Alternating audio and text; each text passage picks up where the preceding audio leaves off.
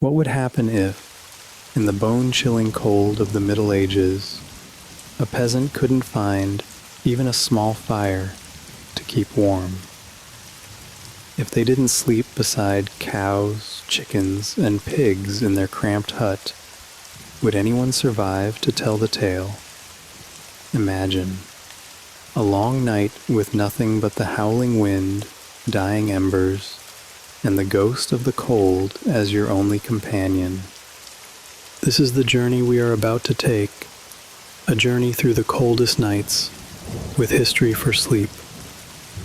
If you want to hear more strange, bitter, yet oddly soothing stories from the past, don't forget to like, share, and subscribe. And now, let me take you into the night of the medieval world. Imagine this. You walk out of the fields as the sun sets, and you realize one simple truth. In this age, there was no such thing as a romantic sunset. No Instagram to capture the sky, no lo-fi music in the background. There was only the cold wind slipping into your collar, gently reminding you, congratulations, you're about to freeze to death. Mud clings to your wooden shoes, every step sounding like a monk's wooden gong in prayer. People often said wooden shoes were durable and cheap. True, durable because no one wanted to steal them, and cheap because they were nearly worthless. A few steps, and the mud grips tightly, dragging you down, as if the earth itself refused to let you go. A loyal, unbreakable bond, you and the mud. In the distance, a dog barks hoarsely, then falls silent. You think, it must be too cold for even a dog to bother. The rats, however, are different. They scurry about as if hosting their own winter festival.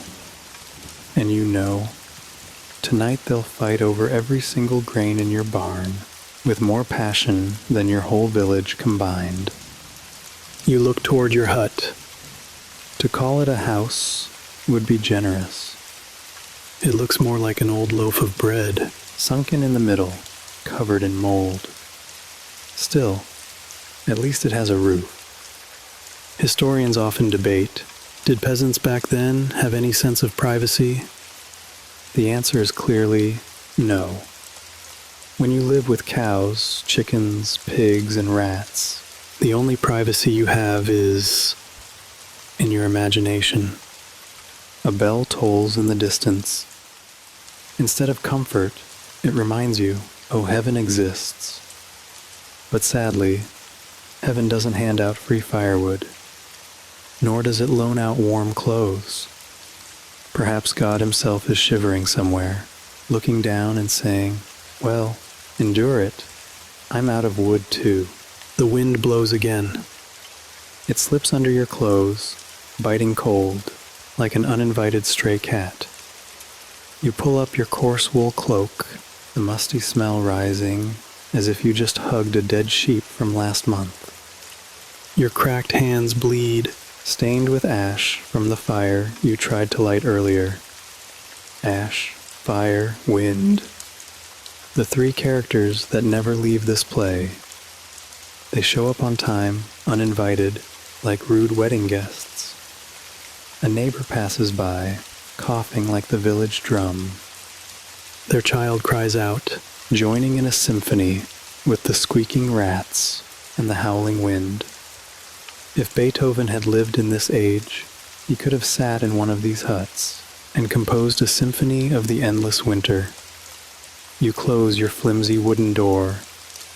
It creaks, complaining, don't expect me to stop the wind. I'm just an old, weak plank. Inside, smoke swirls thickly. The glowing embers burn red, like demon eyes.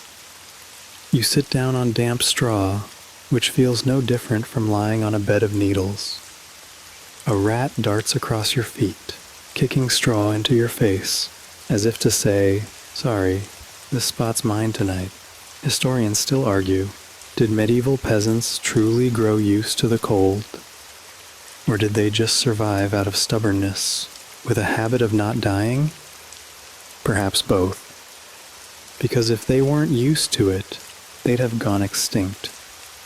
But if you say they were comfortable, that would be a cruel joke. And so you sit there, in the thick darkness, with ash, wind, fire, and an army of rats. A medieval night begins this way. No glory, no heroic tragedy. Only you, a small human being, shivering in a flimsy hut, waiting for the cold to turn into sleep. You think that after a day of plowing, the walk home from the fields would be short and pleasant? Sorry, this isn't a 21st century French romance film.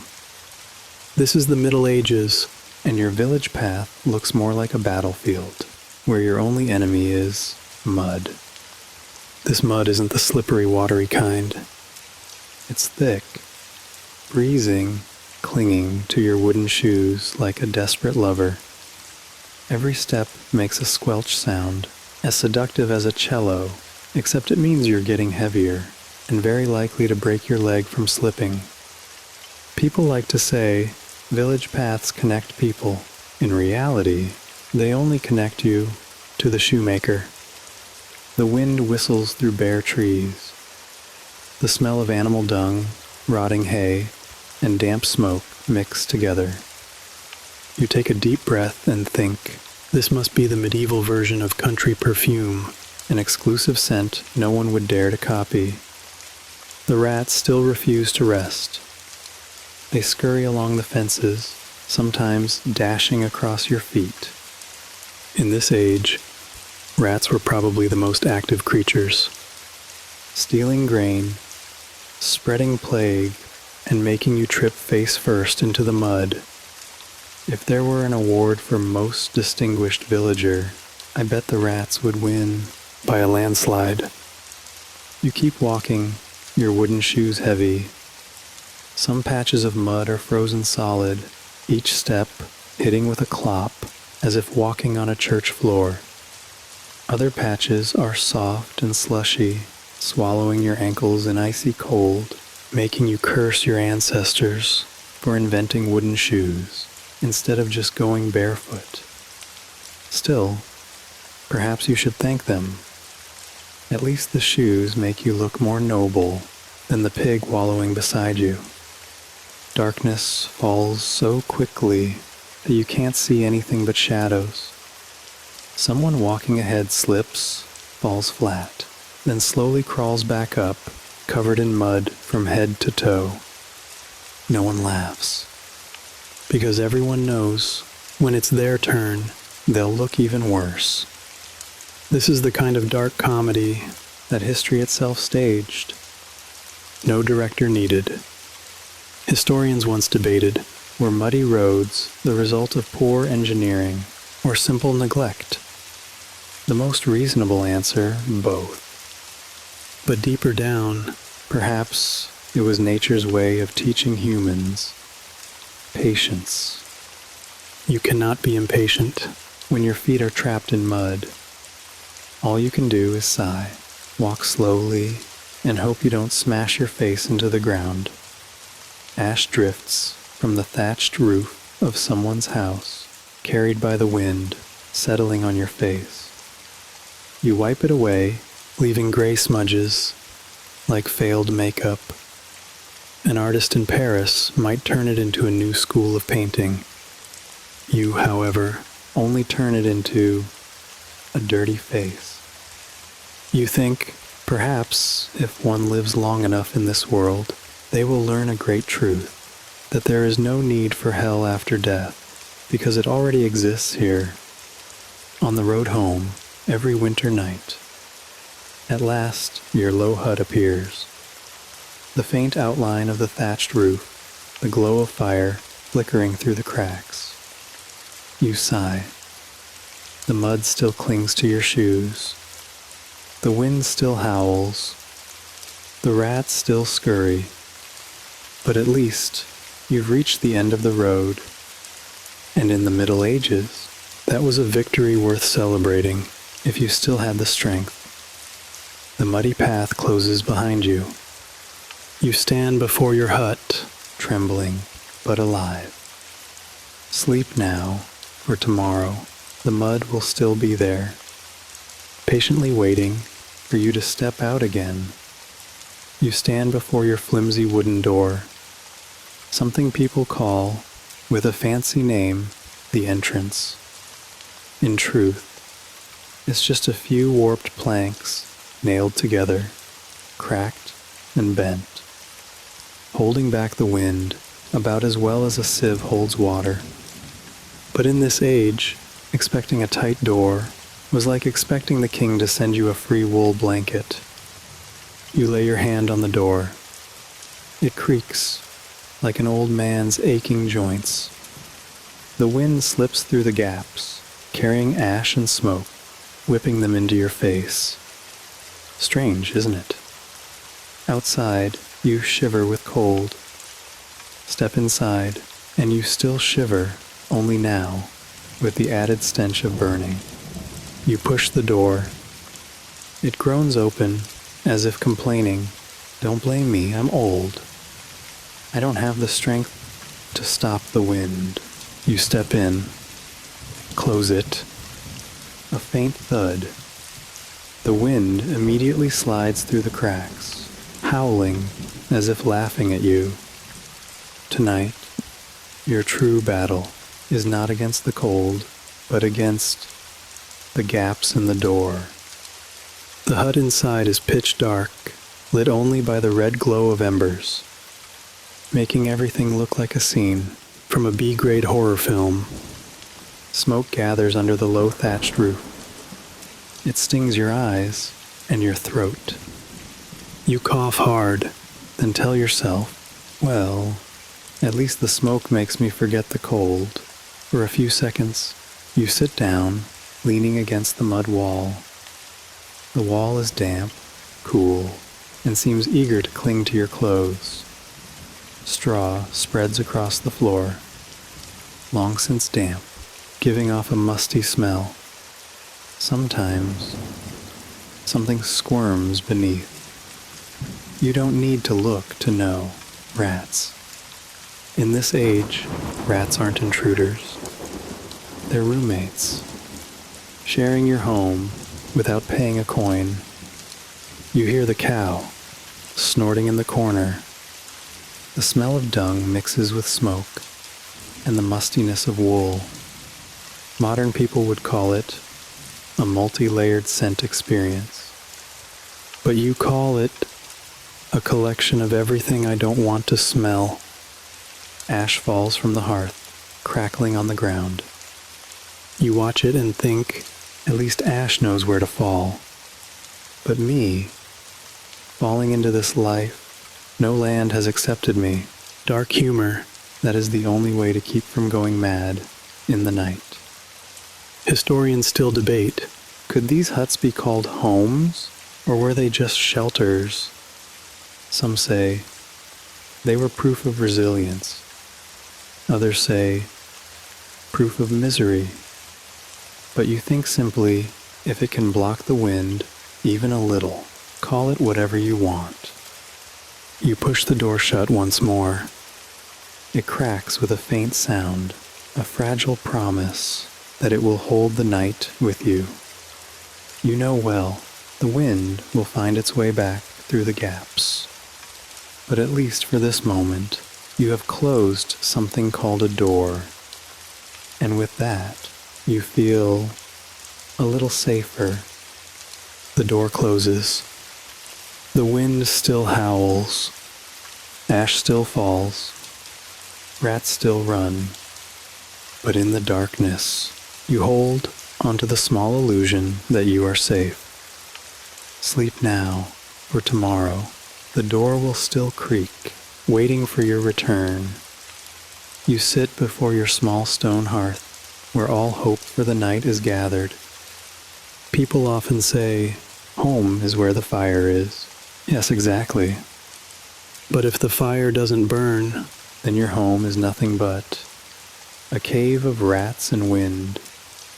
You pull out a few damp logs, which the sky had kindly watered for days. How do wet logs burn? The answer: with faith. You bend down, blow gently. The fire flares up for a moment, then dies, mocking you. It crackles a few weak sounds, as if laughing. Fool, did you think it would be that easy? Smoke rises, stinging your eyes. You cough dryly, tears running, your face smeared, as if you'd just watched a Shakespearean tragedy. Except you hadn't bought a ticket. And the only actors were you and the damp hearth. Ash falls, clinging to your hair, to your hands, making you look like a stage actor who forgot to remove their makeup. But you're used to it. Ash, fire, wind. 3 faithful companions, always present, though they never once make you look any more dignified. A small spark flares up, casting a deep red glow on your tired face. For a moment, the hut looks warmer, but only a few seconds later, the damp wood sputters smoke, turning that dream of warmth into a choking reality. Some say, the fire is the heart of the home. Sounds nice. But if your heart sputters, smokes, and half dies like this, you probably wouldn't live long either. Historians still debate, was the medieval hearth a spiritual symbol, or just a tool? I think it was more like a toxic relationship. Without it, you froze. With it, you choked. You sit closer, stretching out your hands. The fragile warmth seeps into your skin like a weak promise that tonight you will not freeze to death. But you know well, the fire will fade. The ash will fall. The wind will win again. And you will have to stoke it, blow on it, cough again. A rat slips past the hearth, crawling into the woodpile. It looks at you, its eyes shining in the firelight, as if to say, thanks for heating my room too. In the Middle Ages, you couldn't even claim ownership of your own warmth. You sigh. The first flame flickers. The smoke thickens. The ash falls. The wind still howls outside. But at least in this short moment, you can pretend you have defeated the cold. You sit before your low table, if it can even be called that. In truth, it is only a plank laid across 2 stumps. Someone might mistake it for Scandinavian rustic furniture. But no, this is the Middle Ages. And this rustic look isn't design. It's poverty. On the table lies your dinner. A bowl of watery porridge, so thin you can see the bottom without stirring. Beside it, a piece of hard bread, solid enough to use as a weapon if someone broke in. You break off a corner. It cracks sharply, not the crunch of a snack, but the crack of your tooth splitting. You dip your spoon into the porridge. A faint steam rises. But don't be too hopeful. That steam isn't warmth. It's the musty smell of old barley. You sip a mouthful and realize it tastes no different from dishwater. But you still eat. Because in the Middle Ages, you didn't eat for flavor. You ate to not die. The spoon taps the bowl. Clong, clong, echoing in the hut. A cheap solo concert, but the perfect lullaby. Historians like to joke, a peasant's meal had so few calories that if they lived in the 21st century, they would never need to diet. Beside you lies a pungent onion, considered a luxury spice. You bite into it, tears roll down, partly from the sting, partly from sadness. Elsewhere, nobles feast, with wine, roast meat, and flute players. Your only instrument, is the rumble of your stomach. The rat scurries across again, glancing at your porridge. You think, if I let it taste, it would probably walk away. That is your only comfort. Your meal is so poor, even rats turn it down. You chew the hard bread, your teeth rattling. You remember a villager who once broke a tooth on bread like this, but he kept eating because losing teeth was better than losing life. A simple philosophy and utterly hopeless. Ash from the hearth falls into your bowl, and you don't even bother brushing it away. With a bit of ash, the porridge even tastes less bland. Who knows? Maybe you just invented a new spice. If you lived in modern times, you'd be invited onto a cooking show under the title Minimalist Chef. You eat slowly, stretching each spoonful as if it were a ritual. Outside, the wind howls through the cracks. The hen snorts. The rats squeak.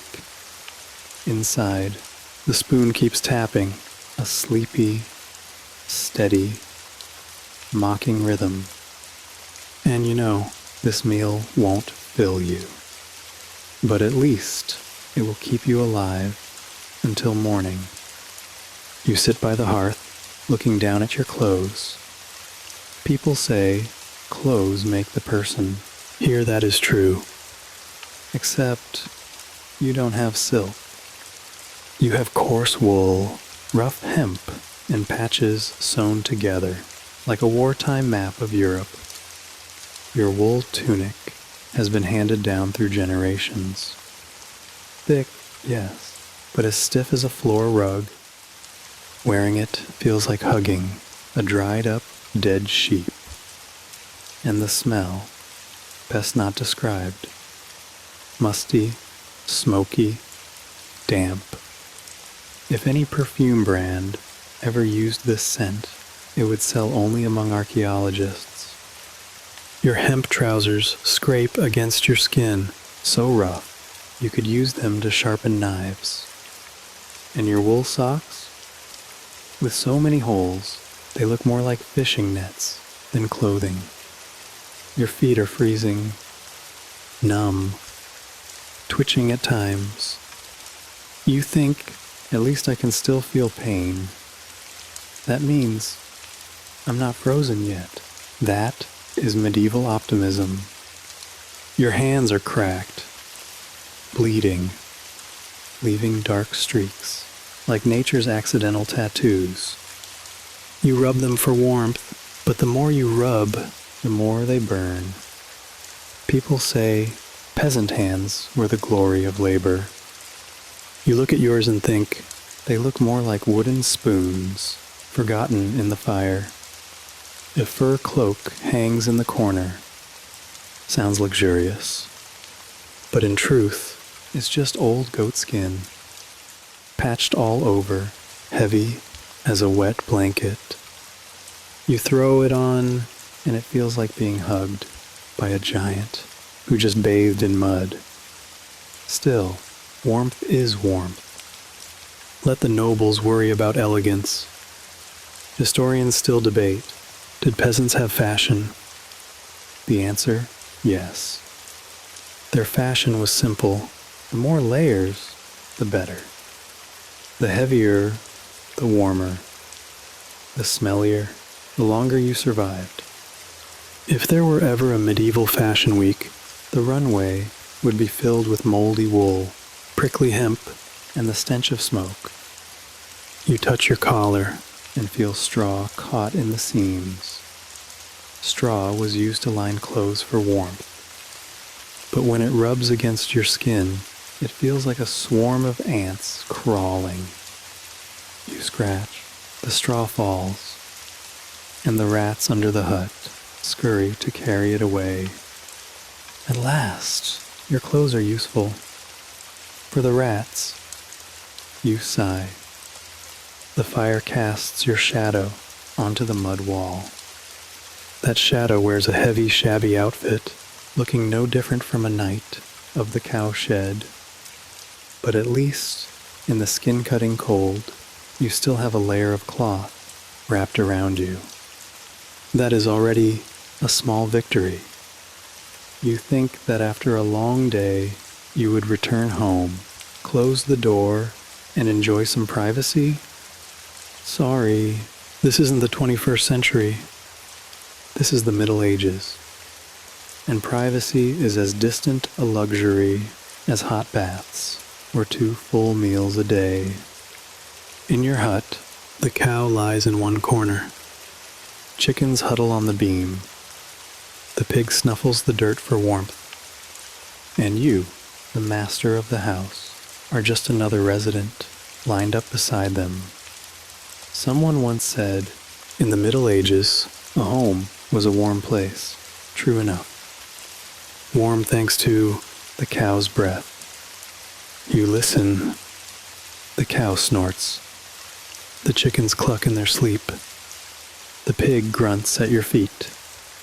Add a dash of rats scurrying through the straw, and you have a full winter symphony. If a modern conductor stepped inside, he would faint before this orchestra.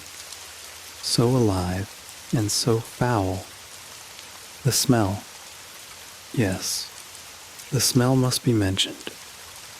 The damp steam from the cow. The stink of chicken droppings.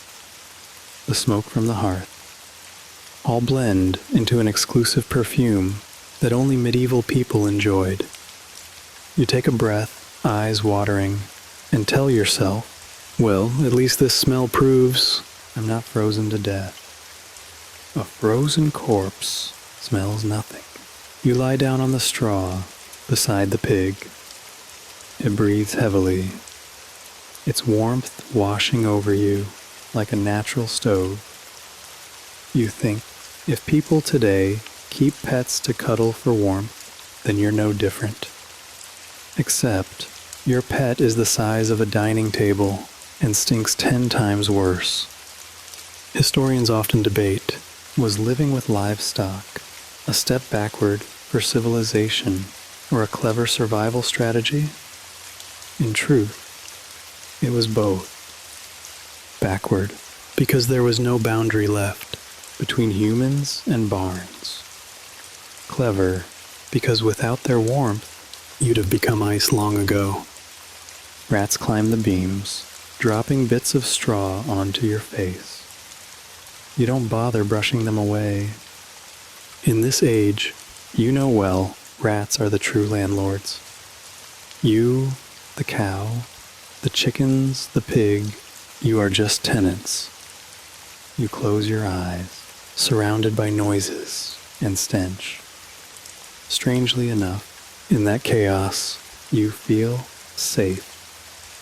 Because when you hear cows, chickens, and rats, it means you're still alive in this world. Only when there is silence should you truly be afraid. You burrow into the straw, beside the cow and pig, amid smoke and dung. Sleep now, for tomorrow, when you wake, you will still hear the snorts, still smell the mustiness, and still live with the animals, your faithful roommates of winter. You lie down, pulling straw over yourself, hoping for some peace. But medieval nights rarely give peace. They are like a noisy neighbor. Just when you want to sleep, they turn up the music. And that music is the wind. The wind whistles through the door cracks. The wall cracks. The roof cracks. Every gap you thought was sealed. It howls long, as if practicing for a grotesque concert. Sometimes it shifts pitch, shrieking sharp, then plunging low, like the brass of an invisible army. After a while, you get used to it, telling yourself, well, at least the wind still remembers me. Unlike my neighbors, who never bother to knock and say good evening, but the wind alone is not enough. The night comes with extra effects. On the thatched roof, drops of water fall. Drip, drip, steady, relentless. In the dark, rats squeak, circling, gnawing bits of wood as if testing the building's quality. The cow snorts. The pig grunts in its sleep. Yes, this is your playlist. Medieval background music, deluxe edition. You turn over. The straw pokes into your back, rustling like the soundtrack of a horror film. But you're no longer afraid. What's frightening is not the straw's sound, but absolute silence. Because in this age, silence means either you are dead or the whole village is dead. And that is a scenario you don't want to try. The hearth's ash pops now and then, sending out faint sparks. You watch the gray pile and think, see, even ash makes a sound, while I can only groan. Historians still debate, were medieval people more optimistic because they lived like this? I think if you heard the wind howl every night for your whole life, you wouldn't be optimistic. You'd just run out of feelings.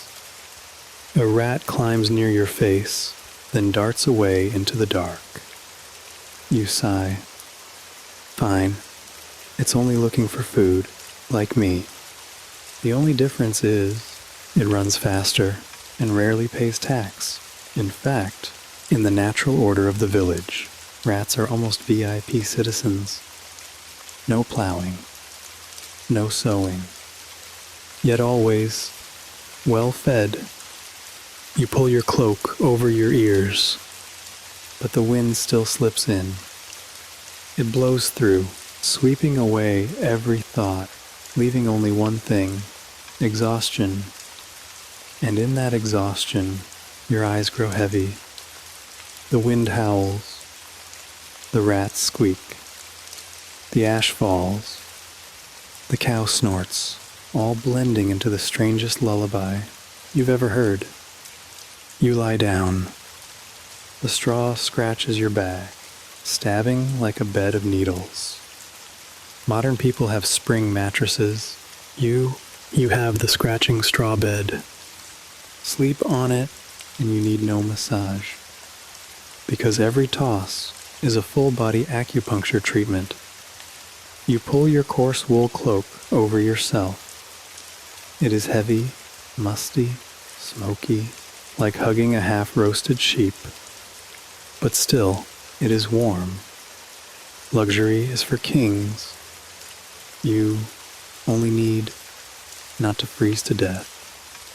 Around you, the night orchestra continues its performance. The cow snorts. The chickens startle and cluck now and then. The pig lets out sleepy oinks. And the rats run across your face like tiny ballet dancers. If a producer were here, they might call it natural surround sound. The wind still howls outside, slipping through the door cracks, swirling around your feet. You curl up, folding yourself like a frozen shrimp. You think how lucky that refrigerators don't exist in this century. Or else, I would have been put inside long ago. Your eyelids grow heavy. Your breath steadies. Ash falls from the hearth with a faint crackle, like a ticking clock. You drift away, ignoring the smoke stench, the straw poking your back, the rats running past. For a moment, you even feel peace. Historians still debate. The segmented sleep of medieval people split into two parts, waking in between. Was it natural biology, or forced by circumstance? Some say, because of the lack of light, the body split its rest. Others say, because of the cold. Everyone had to get up to add wood. You don't need to debate. Simply put, if you slept straight through, you'd freeze to death. so you had to play the night in 2 rounds. You begin to dream. In the dream, fields of grain stretch out. The sun is warm. The wind is gentle. A bowl of full porridge, soft bread, and not a single rat. The dream is sweet as honeyed wine. But you know, if the wind outside rises, the dream will shatter like a clay bowl. In the hut, your breath mingles with the animals, forming a thin white mist. The medieval night is freezing, harsh, but in that breath, there is still life. And you, weary, let the first sleep carry you away.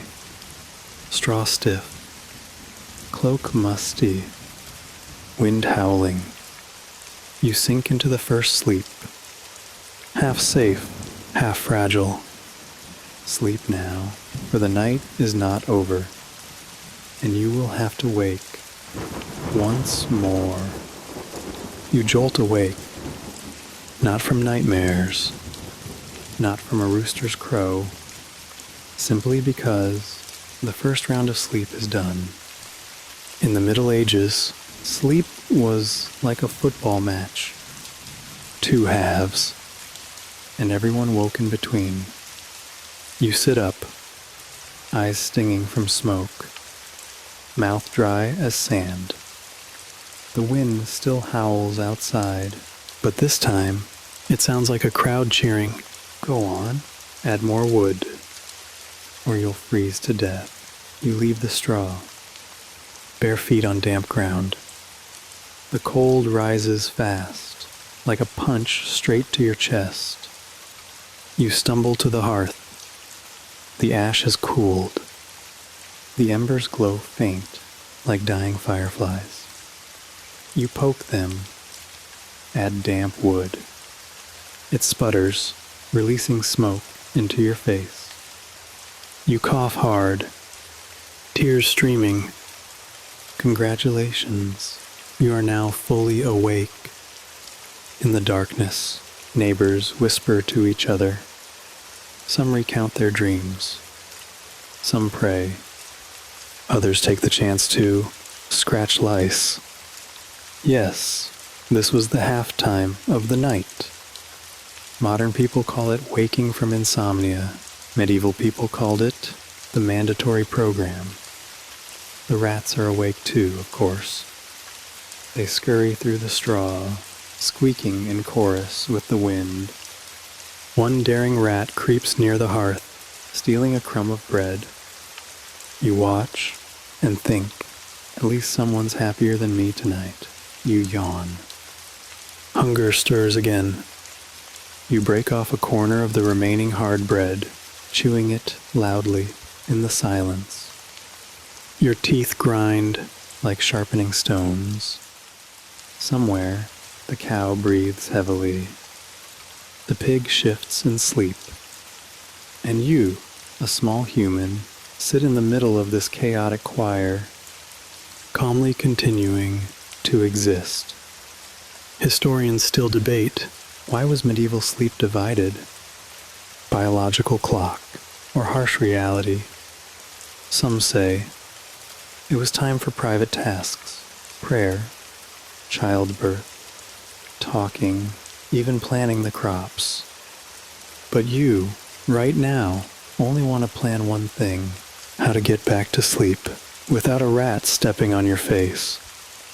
You return to the straw, curling up again, the fur cloak heavy, the cold still seeping in. But your eyelids grow heavy. The ash crackles once more. The wind howls. The night is not over. But you know, the second sleep waits, like the next round of a match. You sigh, close your eyes. In the middle of the night, the fire dies. The wind roars. The rats squeak. The people whisper, "Sleep now, for the match still has a second half, and you'll need strength to survive until morning. You've just dozed off again when a cough breaks out in the hut. Not a polite, "excuse me" cough, but a harsh, tearing sound, loud and dry, like a war drum beating out of rhythm. You open your eyes and realize tonight has a new character: illness. In the dark, someone wheezes, their chest rattling like an old forge bellows. The wind outside howls one way. The sick person's lungs rasp another. Together, forming the saddest duet you've ever heard. You think, if anyone made ASMR tracks, they should record this.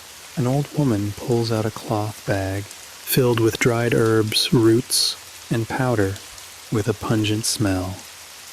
She throws some into the fire. Smoke rises, burning your eyes, so strong even the rats scatter. She whispers strange words. Modern people would call it aromatherapy. Medieval people called it a spell. Hope we don't die.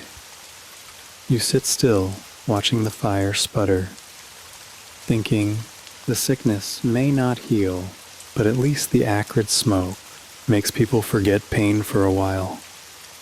A cheap form of therapy indeed. Historians still argue, did spells have any medical value? The most reasonable answer, yes. At least they kept patients busy listening, too tired to complain. In the corner of the hut, a child moans softly. The mother places her hand on its forehead, murmuring prayers. The child's breath is hot, in sharp contrast to the freezing air around. You shiver at the sight. On a night like this, life and death sit at the same table, like two lodgers sharing a room. You pull your cloak tighter. Ash crackles. The wind howls outside. Coughing and prayers blend into a strange orchestra. You don't know whether to laugh or to fear. But then you tell yourself, if I couldn't laugh in this life, I'd have died long ago. A rat appears again, creeping near the hearth, sniffing at a piece of herb. It jerks back, seemingly disappointed. You think, if even the rats turn away, this must be real medicine, but then you smile. For in a medieval night, the only difference between medicine and magic was how much people believed in it. You lean back, listening to whispers, to smoke popping, to the sick groaning. The night is not over, but you've already learned a lesson. Here, pain never comes alone. It always has companions, and that companion might be nothing more than a stinking bag of charms. You close your eyes, letting the smoke, the coughs, and the muttered charms whirl around you. Sleep now, for tomorrow the pain will remain and the charms will be whispered again. After the coughing, the charms, the stinging smoke, and the pig's grunts finish their halftime performance, you curl back into the straw. Modern people would call it a second nap to recharge. Medieval people kept it simpler: sleep again or freeze to death. You pull the heavy cloak across your chest. Moldy, damp, heavy as a rain-soaked blanket, but it is the only one you have. You curl tighter, limbs cold, twitching like a fish out of the water. The hearth ash has cooled. Only faint sparks remain, flickering like the sleepy eyes of a lazy cat. Outside, the wind howls, but this time you no longer care. You've grown used to it, like neighbors quarreling all day, loud but not deadly. The rats still run. The straw still rustles. The chickens startle with sudden clucks. Together, it all becomes a rare lullaby. Your eyes droop, and you begin to dream. In the dream, you see green fields, bright sunlight, an endless feast table. On it, soft bread, red wine, and fragrant roasted meat. You sit down, break the bread. It is so soft. You cry. But then, as with all dreams, a rat scurries by, stealing the loaf. You jolt awake, only to realize your mouth is chewing air. You sigh, shifting on the straw. It pokes your ribs, but you are too tired to care. This time, you sink into the second sleep. Not deep, not warm, but enough to forget the coughs, the dung, the smoke, and the wind's howl. Historians still debate, was segmented sleep proof of adaptation or evidence of suffering? Perhaps both. For you, no theory is needed. The second sleep is simply proof that you survived long enough to dream again. You curl tighter, breath slowing, heartbeat steady. In the dark, your breath mingles with the animals. The hut becomes a giant lung, exhaling white mist, inhaling the cold. And within that shared rhythm, you fade into sleep. You sleep soundly, amid howling wind and falling ash, amid squeaking rats and the cow's breath. Sleep now, for when you open your eyes, the night will be over, and another cold day will begin. You know that medieval cold was not ordinary. It wasn't just, oh, today feels chilly. It was a ghost, lingering in the hut, touching your toes, then sitting there, refusing to leave. The cold had a clear personality. At first it sneaked in quietly, slipping through the cracks, probing. Then it grew bolder, crawling under your clothes, brushing your back, whispering in your ear, "Hello, I'm sleeping with you tonight." You give a bitter laugh. Here, you don't only live with animals, you also live with an invisible ghost. You curl deeper into the straw, but the ghost clings still. Your skin prickles, lips crack, your breath pours white smoke. Each inhale feels like swallowing winter itself. Modern people may fear ghosts in abandoned castles. You fear the ghost of temperature in the night. Some do not rise again. An old man, a child, quietly exhale their last breath. No cries, no tragic drama, just the cold, winning another match. Historians still debate, can winter death rates be calculated precisely? But for you, no numbers are needed. Just look at the empty straw mat beside you, and you know. You hear the rats scurry, the wind howl, the ash fall. But it is the cold that conducts the orchestra. It directs them all, scoring the night's symphony. And you, unwillingly, are the front row audience.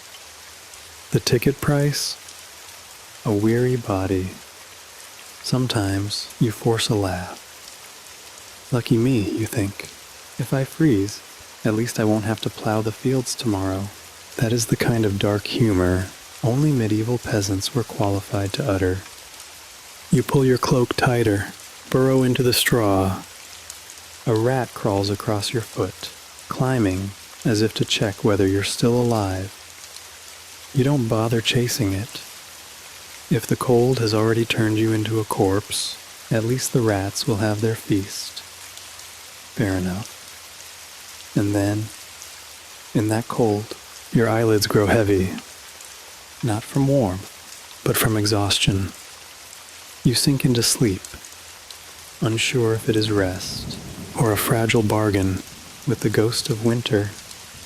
The cold sits beside you, silent, relentless, but you still breathe, still sleep, still remain here. Sleep now, for tomorrow that ghost will return again.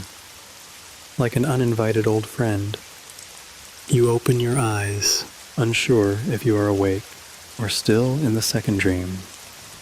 The hut is pitch black, only a few faint embers flickering like dying fireflies. The wind outside is weaker, yet still hissing softly, as if tired after a night conducting the choir. You lie still, listening. The silence is suspicious.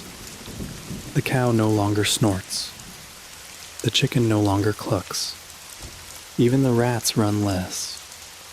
And that is the scariest moment. When sound vanishes, you begin to wonder, am I dead? Or is the whole village dead?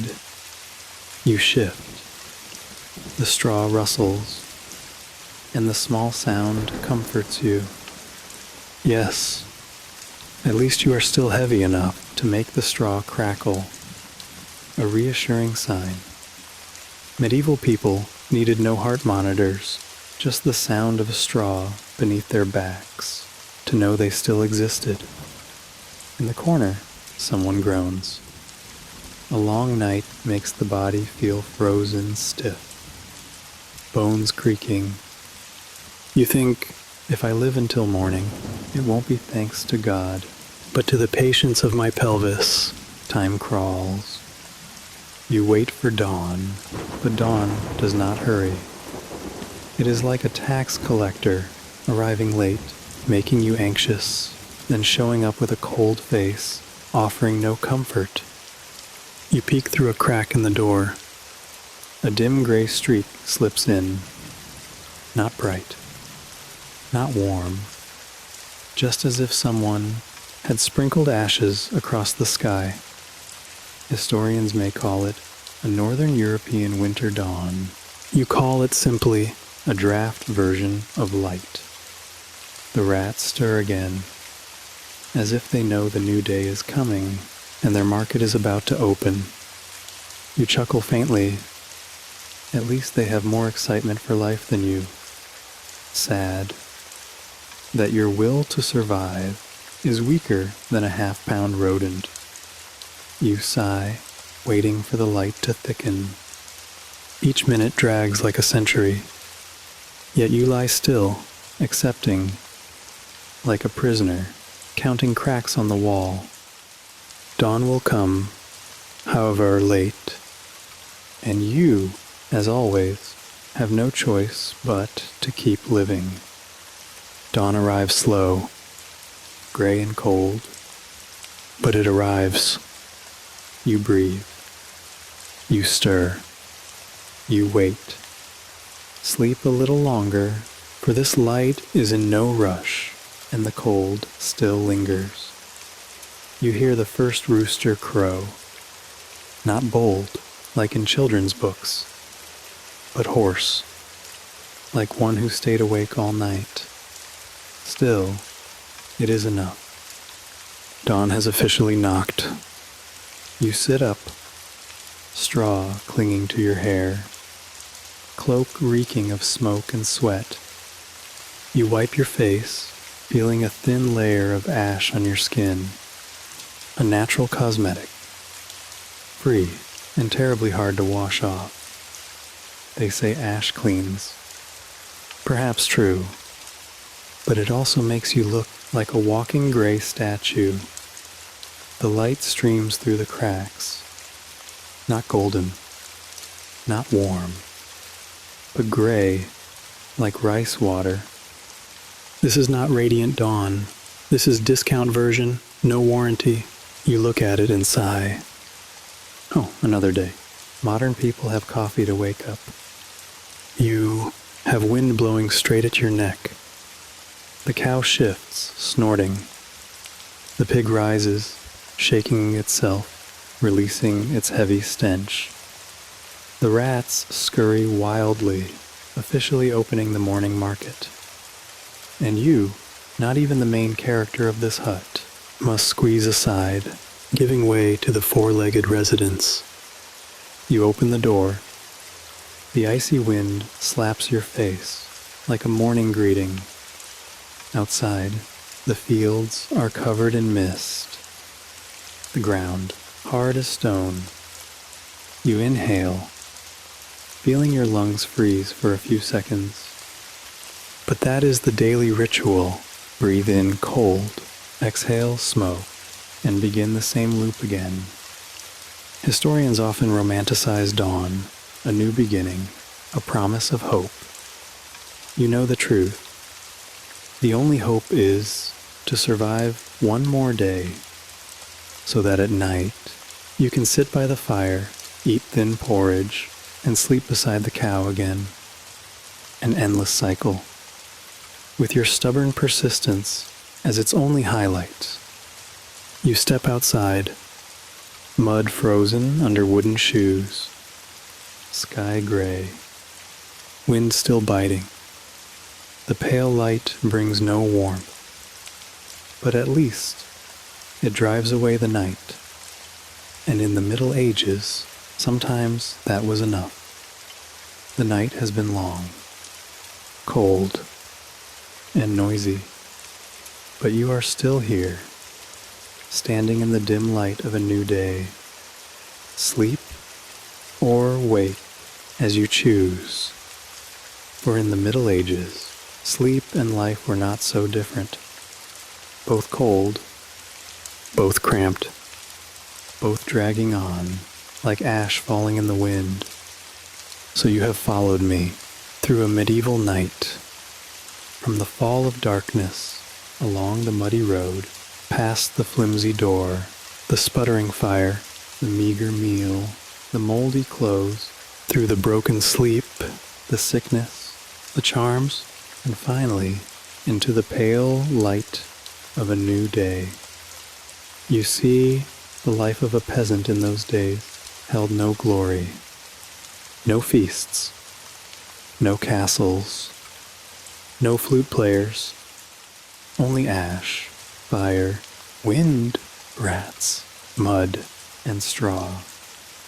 The most faithful companions, more enduring than history itself. Some say they were poor, they were deprived, they were miserable. But one could also say they were resilient, they were stubborn, they survived. And sometimes that was the only victory that mattered. For in the Middle Ages, simply opening your eyes to greet the dawn was already a triumph. Historians still debate everything, from segmented sleep to the power of charms. But you know this well. Peasants didn't need debates. They only needed to make it through the night.